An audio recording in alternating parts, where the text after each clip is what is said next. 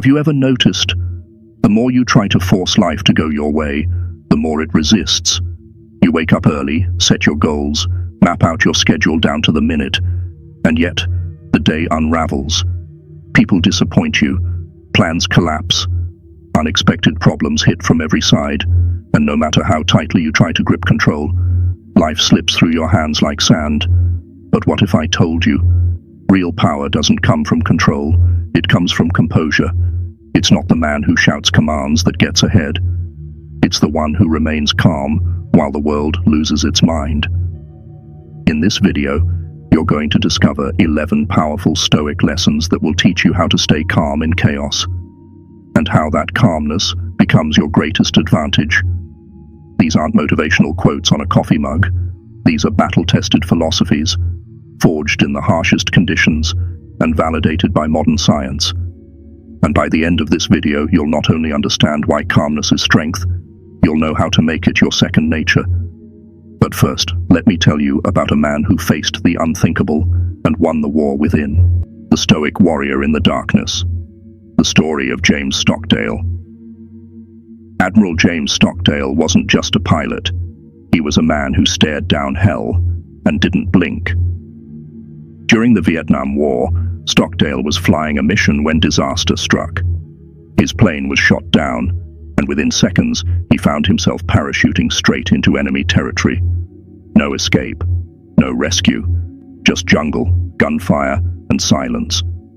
The enemy captured him, beat him, dragged him like an animal, and when they locked him in a cell barely big enough to stretch his arms, his real test began. He spent the next 7 years as a prisoner of war. 7 years of isolation, interrogation, psychological torture, days without sunlight, weeks without a voice. Most men in that situation collapsed, mentally, emotionally, spiritually. But not Stockdale. Why? Because he wasn't just trained in combat. He was trained in Stoic philosophy. He had studied Epictetus, the slave-turned-philosopher who said, "We cannot choose our circumstances, but we can choose how we respond to them." Stockdale couldn't escape his captors, but he could escape mental slavery. He couldn't stop the pain, but he could refuse to be broken. In that silence, he created meaning. He led his fellow prisoners in resistance.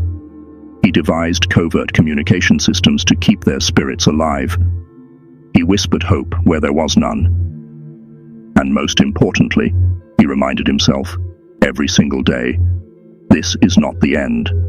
This will not define me. I will endure. Years later, when asked how he survived what broke so many others, Stockdale gave a hauntingly simple answer. I faced the brutal facts, but I never let go of faith in my ability to overcome them. That, my friend, is the Stoic spirit. And if Stockdale could find strength inside a concrete box thousands of miles from home, you can find calm in your current storm too. So, let's dive in. Lesson 1. Calm is a skill, not a trait. Let's take a detour. You're driving on a mountain road, sharp turns, blinding fog, rain pounding on the windshield. Then it happens. Your car skids. Your tires lose grip, and for a split second, you're not driving the car. The car is driving you. Now tell me, who survives that moment? Not the person who panics, not the one who slams the brakes and screams. The survivor is the one who remains calm enough to correct, who breathes, who doesn't fight the slide, but rides it until control returns. This is the essence of Stoic calm. It's not about smiling during chaos. It's about not being owned by it. The most powerful people in history weren't those who avoided adversity. They were the ones who responded to it with clarity, with intention, with presence. Marcus Aurelius, Emperor of Rome, faced betrayal, plagues, war, and death all around him. Yet he wrote in his journal, "If you are disturbed, it is not because of the thing itself, but your judgment about it." Fast forward to today, and science confirms it. When you're calm, the prefrontal cortex takes control. The part of the brain responsible for focus, logic, and smart decisions. But when you react emotionally, the amygdala hijacks your brain, pushing you into fight, flight, or freeze mode.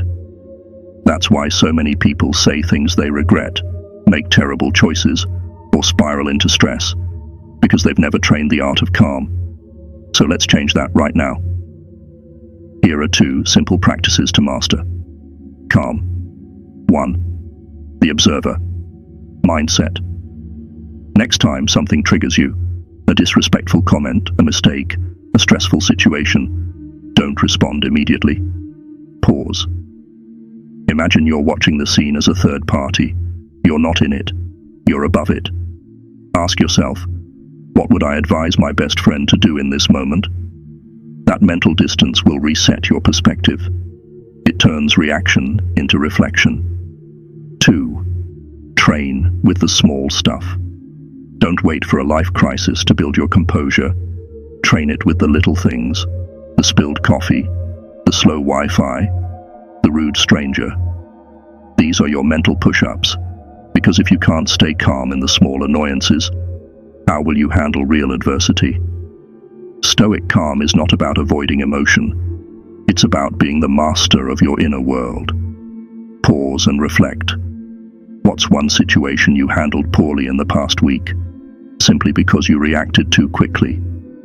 Now imagine if you had taken one breath, one pause, 1 second to shift your perspective. How different would that outcome have been? This is your moment to start. Lesson 2. Let go to gain power. Let me ask you something. Have you ever had one of those days where nothing, and I mean nothing, goes your way? You start the day with high hopes. You've got it all planned out. You'll finish that important task, make time to exercise, cook dinner, maybe even unwind a little. But life has its own script. Your boss drops unexpected work on you. Someone cancels on plans you were looking forward to. Your partner says something offhand that stings. And to top it all off, the thing you needed to go right goes completely sideways. Suddenly you feel that tightness in your chest, like everything is spinning out of your hands. And here's the truth. It is. But that's not the problem. The real problem is your resistance to that truth. We don't just want things to work. We want them to work our way. We want people to think how we think, act how we expect, respond the way we imagine. We try to control outcomes. We try to control others. But when life doesn't listen, we break. We burn out. We blame the world for not obeying our vision. This attachment to control is the source of most emotional suffering, and the Stoics knew this well. Stoic insight. Control is a trap. Epictetus once wrote, "Some things are within our control and some are not. Wisdom lies in knowing the difference." But most people spend their lives chasing what can't be controlled. Other people's opinions, outcomes, random events, even the weather. Modern entrepreneur Naval Ravikant echoed this same truth. Desire is a contract you make with yourself to be unhappy until you get what you want. Let that sink in. Every time you demand that things go your way, you're setting a trap for yourself. One you'll fall into again and again. What science says: the weight of control. A study at Stanford University split participants into 2 groups. One group was given full control over a task. The other group, the outcome was completely out of their hands. The result? The group that accepted uncertainty showed lower stress levels, greater flexibility, and better emotional stability. But the group obsessed with controlling every detail, they burned out. Here's the paradox. The more you try to control what you can't, the less control you actually have. 2 practices to reclaim your peace. 1. The so what test. Next time something unexpected derails your plan, pause and ask, so what? Will this matter in 5 years? If the answer is no, let it go. Because most of the things we stress over are temporary, and what breaks your mood today won't even cross your mind next month. Second, controlled chaos day. I know this sounds strange, but once a week, stop planning every second of your day. Seriously, no checklists, no rigid expectations, just flow. Let the day unfold naturally. Go with the randomness. Watch how your mind adapts. This is not losing control. This is training your nervous system to handle the unknown. Because life isn't a clean blueprint, it's a stormy sea. And your strength lies not in building walls, but in learning how to sail. Pause and reflect. What's something you've been trying to control that's only draining you? Is it someone else's behavior, an outcome you're forcing, a future you can't predict? Let go. Not because it doesn't matter, but because your peace matters more. Lesson 3. Gratitude isn't soft, it's mental armor. Let's be real. It's easy to complain. You wake up tired, the weather's bad, your phone's buzzing with problems, the day hasn't even started, and already you feel like the world owes you peace. But here's a truth most people don't want to hear. The world owes you nothing, and complaining won't change a thing. So what can you do? You train your mind to focus on what's working, not what's missing. You learn to say thank you, even when things feel unfair. You develop the discipline of gratitude, not as a feel-good habit, but as a psychological weapon against chaos. The neuroscience of gratitude. Researchers at the University of California, Berkeley, conducted a powerful study. They split participants into 2 groups. One group journaled about anything each day. The other, they wrote down just 3 things they were grateful for, no matter how small. After a few weeks, the results were stunning. The gratitude group showed increased activity in the prefrontal cortex, the part of the brain that handles decision-making, focus, and calm. In short, they didn't just feel better, they became more emotionally resilient. And here's the best part. Nothing changed in their external life. Their work was the same, their problems were the same, but their perception, their focus, had shifted. What the Stoics knew all along. Seneca, the great Roman philosopher, once said, "It is not happiness that makes us grateful, but gratitude that makes us happy." Think about that. We wait for the perfect life to feel grateful. But the Stoics flipped that idea on its head. Gratitude is how you create the mindset for happiness. 3 tools to build a grateful mindset that actually works. 1. Morning. Reset. Say thank you out loud. Before you grab your phone, before the world hits you with noise, sit up in bed, stretch, and say one thing. Thank you. Say it like you mean it, even if you don't feel it yet. You're not doing this to fake positivity. You're doing this to take control of your first thought and anchor your mind in something steady. 2nd evening journal. Find 3 new good things before you go to bed. Write down 3 specific things that went well today. Not the obvious stuff. The details. Maybe it was a hot shower after a long day, a smile from a stranger, that one moment you didn't lose your temper when you usually would have. Over time, this small act will train your brain to search for light, even on the darkest days. 3rd shift. Your focus. What do you already have? You're chasing more money, more recognition, more success. That's fine. Growth matters, but pause and ask, if I lost everything today, what would I wish I had back? Your health, your time, your peace. Don't wait to lose it to finally appreciate it. Pause and reflect. What's one thing you've taken for granted lately? That's actually a blessing. Say it. Write it. Feel it. Because your peace isn't buried in some future goal. It's hiding in the present moment, waiting for you to notice. Lesson 4. Think clearly. Live stronger. Let me tell you a story. A close friend of mine got a call that shook his world. A health scare.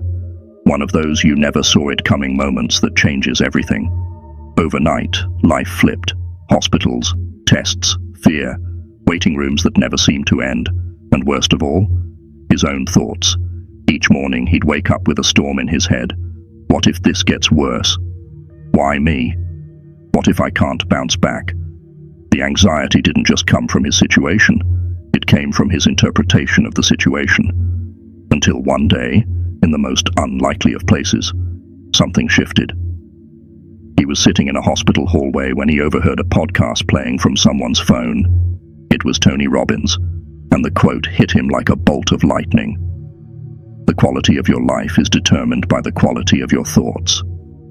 He paused, took a deep breath, and asked himself, if I can't change the situation, can I change the way I see it? And that, right there, was the beginning of his healing. The Stoic lens: control your interpretation. Marcus Aurelius, the Roman emperor, echoed the same truth almost 2,000 years ago. The happiness of your life depends upon the quality of your thoughts. He ruled over an empire during war, plague, and betrayal. Yet his mind remained clear, strong, and anchored. Why? Because he didn't obsess over what might go wrong. He trained his mind to focus on how to respond, no matter what happened. That's not positivity. That's strategic thinking. How thought patterns shape your brain. Neuroscientists call this phenomenon cognitive filtering. Your brain is constantly filtering reality based on what you focus on. If you dwell on fear, stress, and worst-case scenarios, your brain becomes a spotlight for negativity. But if you practice identifying possibility, progress, and resilience, your brain begins to seek solutions instead of problems. Your thoughts are not just background noise. They're instructions to your nervous system. 3 ways to master your thinking. Under pressure. 1. Reframe every negative thought. The next time you hear your mind say, "This is a disaster," pause. Replace it with, "This is a challenge, and I can handle it." Don't lie to yourself. Just redirect the narrative. Your mind doesn't need false hope. It needs a useful story. 2. Distance yourself from negative voices. You become like the people you listen to.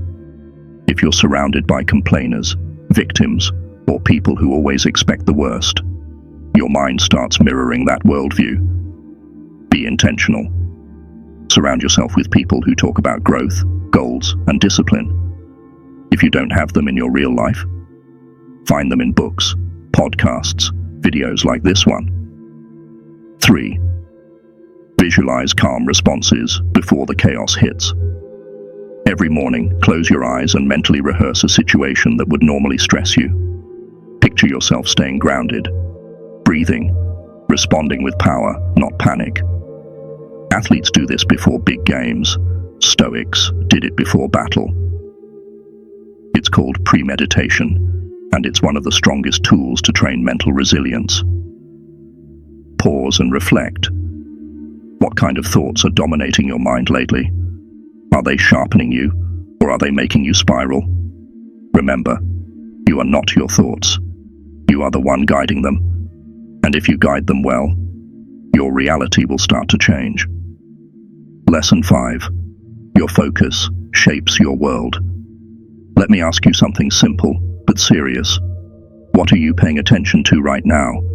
Not just in this moment, but in your life. Is your attention on what's working, or what's broken? On growth, or on what's missing? Because here's the hard truth. Your attention is your reality. 2 people can live the same day, and one feels blessed while the other feels cursed. Not because the events are different, but because what they focused on was. The bus window parable. Think of that viral image. Maybe you've seen it. 2 people sitting on opposite sides of a bus, riding along the edge of a cliff. One stares at the rocky grey wall beside him, frustrated, gloomy, numb. The other looks out his window at a breathtaking sunrise stretching over mountains, wide-eyed, inspired, alive. Same bus, same ride, completely different experience. Why? Because one focused on the rock, the other focused on the horizon. That's how life works. And the Stoics knew this long before memes existed. Epictetus said it best. Where your attention goes, there is your soul. Whatever you constantly focus on expands. If you constantly think about injustice, you'll see it everywhere. If you constantly dwell on setbacks, they'll start to define you. But if you train your mind to seek strength, solutions, and growth, that becomes your world. Modern science agrees. Attention equals experience. Your brain has a built-in spotlight called the reticular activating system, RAS. It filters billions of pieces of information and only shows you what it thinks matters. And what does it base that decision on? What you've been paying attention to. If you dwell on negativity, RAS highlights more of it. If you focus on progress, opportunities, or calm, it amplifies those too. Your brain is literally customizing your version of the world based on your focus. Here's how to take back control of your attention. 1. Do a mental diet. Just like you wouldn't binge junk food every day. Stop binging negativity. Limit how much news you consume. Mute toxic people on social media. Cut down on gossip and drama. Ask yourself, is this content making me stronger or more anxious? And be ruthless about removing what doesn't serve you. 2. Shift questions. Shift focus. When something goes wrong, don't ask, why is this happening to me? Ask instead, what can I learn from this? One question disempowers you, the other reclaims your control. 3. Surround yourself with upward energy. Spend time with people who talk about ideas, action, and growth, not complaints. The people around you are mirrors. If they're always stuck in fear or negativity, you'll start seeing life the same way. But if they're calm, resilient, focused, that will become your default mode too. Pause and reflect. What has your attention lately? Your focus is like a magnifying glass, and whatever you point it toward, good or bad, will start to burn brighter in your life. So choose wisely. Lesson 6. Rest isn't weakness, it's wisdom. Let me ask you a question. When was the last time you truly rested?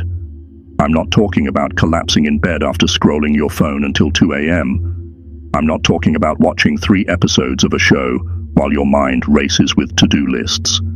I mean real rest. The kind that clears your mind and recharges your soul. If your answer is, I can't remember, you're not alone.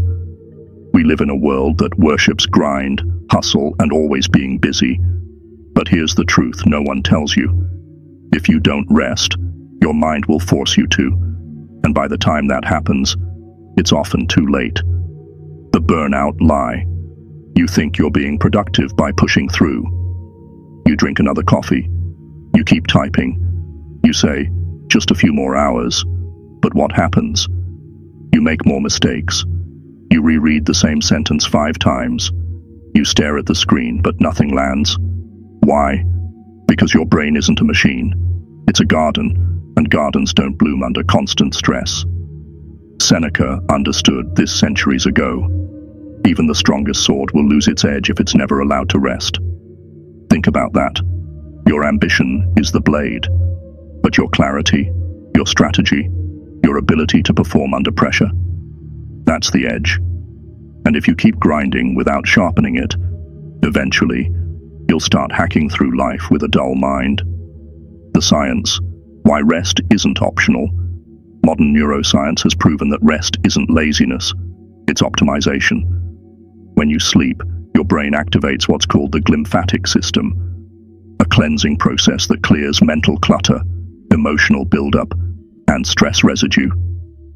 Without enough rest, the prefrontal cortex, the part responsible for logic, patience, and problem solving, starts shutting down. You become more reactive, more emotional, more impulsive, and yet society tells you to keep pushing. That's not discipline. That's self-sabotage. Here's how to rest. Like a Stoic warrior 1. Disconnect to recharge. At least once a day, unplug. No phone, no messages, no noise. Even 15 to 30 minutes of silence can reset your mental state. Use it to walk, breathe, or reflect, not consume more content. Rest is about being, not doing. 2. Create a sleep boundary. Your mind needs a ritual to know when the day is done. Avoid screens an hour before bed. Dim the lights. Read, journal, stretch. Let your brain ease into calm. This isn't a luxury, it's strategy. 3. Listen to your energy, not your ego. You're not lazy for needing a break. You're intelligent for recognizing your limits. Athletes rest between sets. Musicians pause between notes. The pause is what gives the performance its power. Your life works the same way. Pause and reflect. When was the last time you chose to rest? Not because you were exhausted, but because you were being wise. If you want to show up clear, focused, and grounded, rest isn't optional. It's required. Lesson 7. Your morning builds your mindset. Let's do a thought experiment. Imagine Marcus Aurelius, Emperor of Rome, philosopher king, waking up in our modern world. His alarm goes off. He grabs his phone. A flood of notifications, emails, social media drama, a crisis at the empire, or maybe just a meme someone tagged him in. He scrolls, reacts, gets pulled in. By the time he gets out of bed, he's already stressed, distracted, and defensive. Sound familiar? Because that's how most people start their day. The first moments of the morning, stolen by noise. But now imagine a different version. Marcus wakes up before the chaos. He takes a deep breath. He journals, reflects, centers himself. Then, and only then, does he step into the world, already grounded, already in control. That, my friend, is the Stoic morning. Why your first 30 minutes matter. Neuroscience shows that the brain is most programmable during the first 30 minutes after waking. In that window, whatever you focus on gets downloaded directly into your subconscious operating system. If the first thing you do is scroll social media or dive into stressful news, you're feeding your mind anxiety before it even wakes up. But if you take those first moments to align your thoughts, breathe, and set intention, you don't just react to the day, you shape it. The Stoic morning ritual. Marcus Aurelius wrote this in Meditations. When you arise in the morning, think of what a precious privilege it is to be alive, to breathe, to think, to enjoy, to love. He didn't start the day with dread. He started it with purpose. He asked, what kind of man do I want to be today? Not what's on my calendar, not what crisis do I have to solve, but who do I choose to become today? That's how Stoics built strength, by winning the first hour. Your new morning blueprint. Here's how to build a powerful Stoic-inspired morning, no matter how busy life gets. 1. No phone for 30 minutes. Resist the reflex. Your mind is vulnerable when you wake up. Don't feed it noise. Instead, choose intention over reaction. Even a few quiet minutes to breathe or reflect can set your tone for the entire day. 2. Start with stillness, not stimulation. Before you rush, sit still. Breathe deeply. Journal a thought. Say one thing you're grateful for. That small pause is how you build presence. 3. Visualize your day with clarity. Close your eyes and ask, how do I want to respond to stress today? What's one quality I want to embody? What would success look like by nightfall? You're not hoping the day goes well. You're mentally rehearsing it to go well. That's what elite athletes, stoic warriors, and high performers all have in common. Pause and reflect. How have your mornings been lately? Are they setting you up to succeed, or putting you in survival mode? Remember, the battle for calm, clarity, and confidence doesn't begin at noon. It starts the moment you open your eyes. Lesson 8. What you visualize, you strengthen. Have you ever decided you wanted something? A car, a job, a goal, and suddenly you started seeing it everywhere? That car appears at every intersection. That opportunity seems to pop up in conversations. That goal feels more real, more possible, more present. It's not magic. It's not coincidence. It's your brain. The moment you focus with intention, your brain begins filtering reality to spot what aligns with that focus. It's called selective attention, and it's one of your most powerful psychological tools. The Stoic truth: what you feed your mind, you become. Epictetus once said, "The things you think about determine the quality of your mind." In other words, your thoughts are rehearsals for your future. If you feed your mind fear, you'll start seeing threats everywhere. If you feed your mind self-doubt, you'll begin pulling back from opportunities. But if you feed your mind calm, clarity, and strategy, you'll start walking in alignment with that strength. The Stoics weren't just warriors of action, they were warriors of mental imagery. They practiced premeditatio malorum, the visualization of challenges before they happened, so they could stay calm when they did. What science tells us about visualization? Psychologist Roxy Nafusi explains that visualization isn't fantasy, it's training. Studies show that when you vividly imagine a scenario, your brain activates the same neural circuits as if it were really happening. Elite athletes use this before a race. Navy SEALs use this before combat. You can use it to walk into your day with clarity and composure, before life throws chaos your way. Here's how to use visualization to anchor, calm, and attract success. Create a mental script. Think of a situation that normally triggers stress: a meeting, a conversation, a performance. Now, rehearse it in your mind, but with a twist. See yourself grounded. Feel your breath slow and steady. Watch yourself responding with strength. The more you practice this mentally, the more naturally it happens in reality. 2. Imagine the outcome. Then visualize the effort. Don't just picture the dream, picture the process. Let's say you want to be more confident. Visualize not just the applause, but the daily decisions, the internal wins, the repeated efforts it takes to build it. This isn't wishful thinking, it's mental preparation. 3.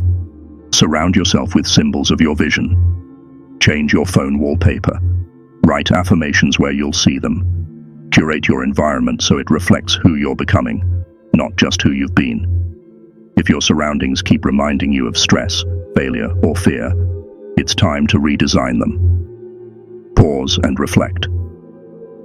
What vision have you been reinforcing lately? Is your mental movie one of strength, strategy, and growth? Or is it a loop of doubt and defeat? You can't control everything in life, but you can control the images you play in your mind, and those images become your actions. Your actions shape your habits, and your habits build your destiny. Lesson 9. Master your breath. Master the moment. Picture this. You're in a tense conversation. Someone just said something offensive, maybe even disrespectful. Your heart starts racing, your fists clench, your throat tightens with words you're about to unleash. You're one sentence away from saying something you can't take back. Now pause. Right there, that moment, is the battleground. You can let the storm win, or you can take back control with a single decision. Breathe. Why breath is the gateway to calm. You've probably heard this before. Take a deep breath. It sounds simple, maybe too simple. But here's what most people don't realize. When your emotions spike, fear, anger, panic, your breathing changes first. And when your breathing spirals out of control, your mind follows. But if you can control your breath, you send a message to your nervous system. We're safe. We're calm. We are in control. That one breath becomes your anchor in chaos. Stoic strategy. Respond, don't react. Marcus Aurelius wrote, "If someone does wrong, it is because they are mistaken." Respond with reason, not rage. He wasn't preaching passivity. He was teaching power through presence. In ancient Rome, Stoics trained themselves not to react impulsively. They paused, they observed, they breathed before they moved, because they knew whoever controls their breath controls their behavior. The science. Breath regulates the brain. Studies at Harvard and Stanford show that deep intentional breathing reduces the production of cortisol, the stress hormone, and re-engages the prefrontal cortex, the brain's decision maker. One technique in particular stands out, and it works in less than a minute. The 4-7-8 technique. Instant calm. Here's how it works. Inhale through your nose for 4 seconds. Hold your breath for 7 seconds. Exhale slowly through your mouth for 8 seconds. Repeat this cycle 3 to 5 times. You'll feel your body relax, your thoughts slow down, and suddenly the need to react vanishes, replaced by the ability to choose. Bonus tool. Compassion without absorption. Sometimes people are rude, harsh, reactive. But here's the Stoic trick. Don't take their storm personally. Remind yourself, they're not reacting to me. They're reacting to their own chaos. And when you see that clearly, when you stop absorbing other people's dysfunction, you rise above it. That's how calm becomes your shield. Pause and reflect. When was the last time your breath could have saved you, but you didn't pause to use it? Let that be your reminder. Power doesn't always look loud. Sometimes it's as quiet as a breath held steady in the middle of a storm. Lesson 10. In silence, you hear the truth. Let me ask you something. When was the last time you sat in complete silence? No phone, no music, no noise, just you and your thoughts. If that question made you uncomfortable, you're not alone. Most people fear silence more than failure, because when the world goes quiet, your inner world gets loud, and that's where the real confrontation begins. But here's the thing. Silence isn't scary. It's sacred. It's not emptiness. It's space. Space to observe, to heal, to hear what your distractions have been drowning out. The Stoics mastered the art of stillness. Seneca once said, "We suffer more in imagination than in reality." And it's true. We obsess over what might happen. We replay what already happened. We fill our heads with noise until we can't hear our own voice anymore. But the Stoics weren't just warriors in the world. They were warriors within. They practiced long periods of quiet reflection, often writing, meditating, or walking in nature to recalibrate their minds. They understood this timeless truth. If you can't sit with your own thoughts, you'll always be a slave to them. Art, pray, silence. In the film Eat, Pray, Love, there's a moment where the main character travels to India in search of peace. But instead of a guru, she finds silence. No phones, no distractions, just a small room, and her own mind. At first, it's unbearable. The thoughts are loud, the emotions overwhelming. But then, something changes. In the stillness, she hears what she's been running from. And for the first time, she doesn't react. She listens. And that listening brings healing. Silence didn't weaken her. It rebuilt her. The science of silence. A study from Duke University revealed that even just 2 hours of silence a day triggered the growth of new brain cells in the hippocampus, the region responsible for memory, emotional regulation, and learning. But it's not just biology. Silence activates the default mode network, a powerful part of the brain that lights up when you're not focused on external stimuli, allowing for insight, connection, and creativity. In other words, when you disconnect from the noise, your brain connects the dots. 3 daily practices to reclaim the power of silence. 1. Schedule 30 minutes of digital disconnection every day. Carve out a block of time. No phone, no media, no interaction. Just sit, walk, breathe. Let your mind decompress. Let the dust settle. It will feel weird at first, then it will feel like medicine. 2. Take silent walks. Leave your headphones behind. Go for a walk with no music, no podcast, no input. Let nature talk. Let your thoughts roam. This is how Stoic thinkers refined their ideas, through walking reflection. 3. Write what rises in the quiet. Keep a small notebook. When you sit in silence, jot down what comes up. Thoughts, emotions, ideas. This creates distance between you and your thoughts. and that distance creates peace. Pause and reflect. Are you filling every silent moment with noise? What are you running from in the quiet? Silence isn't the enemy. It's the teacher you've been avoiding. And when you finally sit still, you may discover that the answers you've been seeking have been inside you all along. Lesson 11. Use your hands to calm your mind. Let me paint a picture for you. A man sits alone in a room. His thoughts are racing. He's overwhelmed, unsure, maybe even lost. And instead of reading more, thinking more, spiraling deeper, he picks up a pencil. He draws, he sketches, he moves his hands. No agenda, no expectations, just motion. That man was Leonardo da Vinci, one of the greatest minds in history. But here's what most people miss. Leonardo didn't just think his way through confusion. He moved his way through it, because he knew something that science and Stoicism would later confirm. When your mind is overwhelmed, let your hands lead. Stoic action, peace through purpose. Marcus Aurelius wrote, "Waste no more time arguing about what a good man should be. Be one." In other words, don't sit there stewing in stress. Get up and do something meaningful. Action anchors thought. And when your mind feels like a chaotic storm, small, physical actions can return you to calm. You don't need to fix the whole world. You just need to take one step with intention. Why hands-on work grounds your brain? Cognitive psychologists have shown that when you're overwhelmed, the worst thing you can do is sit still and spiral in your head. But when you engage your fine motor skills, writing, drawing, crafting, building, your brain shifts gears. Your focus narrows, your thoughts slow down, the what-ifs fade, and the present moment takes over. Even simple repetitive tasks, like kneading dough, organizing a drawer, watering plants, calm the nervous system. It's not about productivity, it's about presence. 3 ways to use motion to reset your mind. 1.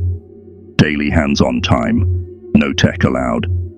Set aside at least 10 to 15 minutes a day to use your hands. Write by hand, draw, tinker, fix something. The task doesn't matter. The stillness it creates does. This is your anchor. 2. Use movement to break loops.